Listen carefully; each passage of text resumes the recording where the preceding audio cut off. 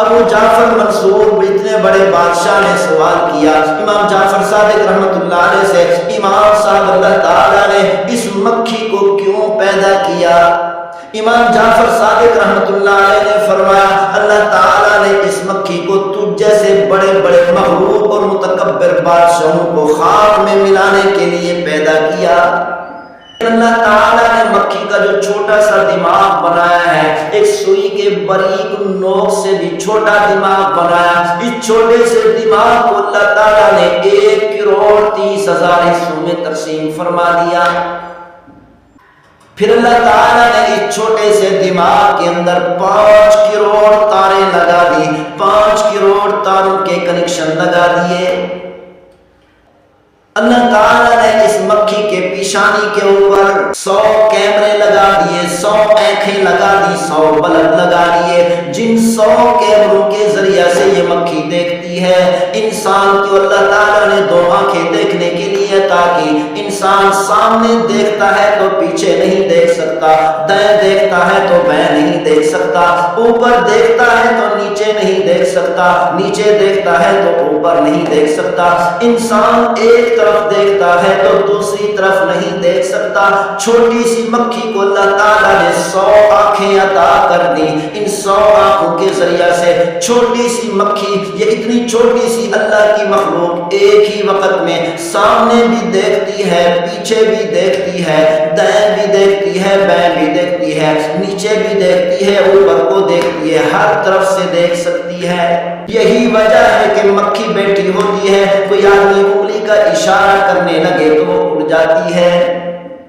سبحان الذی خلق الازواج کلها مما تنبت الارض ومن انفسهم ومما لا يعلمون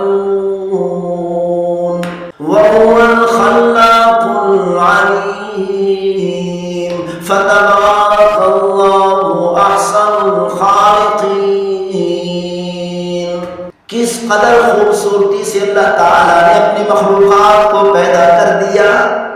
خلافت عباسیہ میں ابو جعفر منصور ایک بہت بڑا بادشاہ گزرا ہے، جس کا دبدبہ، جس کا غرور، جس کا تکبر، جس کا رعب لوگوں پر ہر وقت طاری رہتا تھا۔ ایک مرتبہ اپنی مجلس میں بیٹھا ہے، وہ ذرا مشیرین اس کے ارد گرد بیٹھے ہیں۔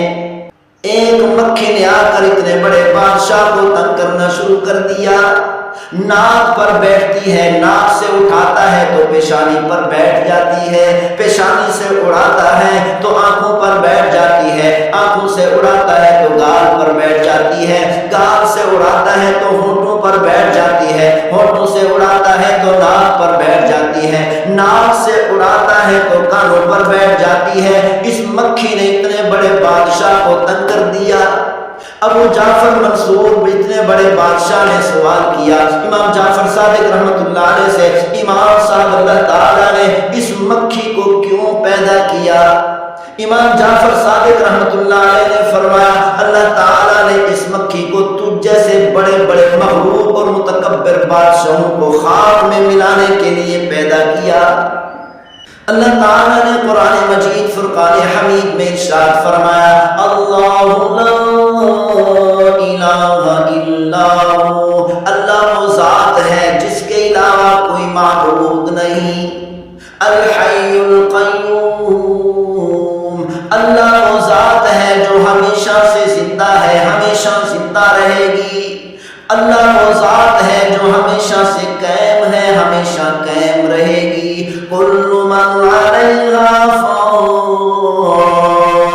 ساری دنیا فنا ہو جائے گی، سارے انسان فنا ہو جائیں گے، سارے جانور فنا ہو جائیں گے، سارے درندے، سارے چرند پرند، کیڑے مکوڑے فنا ہو جائیں گے، آسمان بھی فنا ہو جائیں گے، زمین بھی فنا ہو جائے گی، سورج چاند ستارے بھی فنا ہو جائیں گے، سارے کے سارے فرشتے بھی ختم ہو جائیں گے، اسرائیل علیہ السلام بھی ختم ہو جائے گا، سارے شیاطین پر موت آ جائے گی، وَيَبْقَى وَجْهُ رَبِّكَ ذُو الْجَلَالِ وَالْإِكْرَامِ، اللہ وہ ذات ہے ہمیشہ سے باقی ہے، ہمیشہ باقی رہے گی، لا تأخذه सिनतुन वला नौम।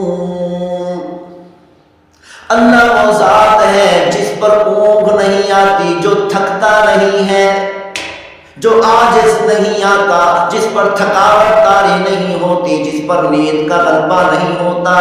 क्योंकि थकावट का आना कमजोरी है, नींद का आना कमजोरी है, ऊँघ का आना कमजोरी है। सुब्हानल्लज़ी खलक़, अल्लाह पाक ज़ात है तमाम कमजोरियों से। लहू मा फिस समावाति व मा फिल अर्द, इस सारे के सारे आसमानों का मालिक अल्लाह है, जमीन का मालिक अल्लाह है। जमीन के अंदर जितनी भी मखलूकात है, सारे की सारी मखलूकात का मालिक खालिक राज़िक अल्लाह है। मन ज़ल्लज़ी यशफ़अउ इंदहु इल्ला बिइज़निही, अल्लाह वो ज़ात है जिसके सामने सारे के सारे इंसान, सारे जिन्नात, सारे फरिश्ते, हत्ता के अंबिया अलैहिस्सलातु वस्सलाम भी अल्लाह के सामने सिफारिश करने की ताकत नहीं रखेंगे।